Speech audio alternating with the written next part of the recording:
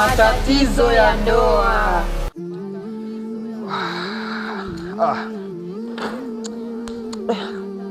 Nakwambia siku ya pili leo nimetoka kazini sijawahi chochote.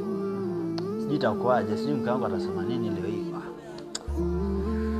Shina kwa magumu kweli.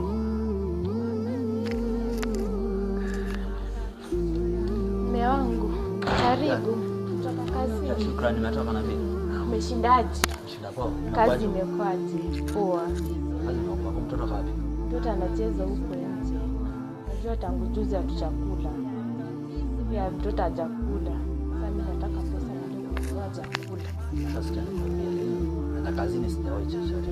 Sijawahi tena. Sasa bosi ametembea na trip weekend hiyo. Sasa tutakula nini? Basi nasubiria tu siku mbili nitakuwa. Kama kuna wanawake wengine huko nje. Basi hivyo. Hata naweza nikampigia bosi wangu akwambie. Leo ulaji.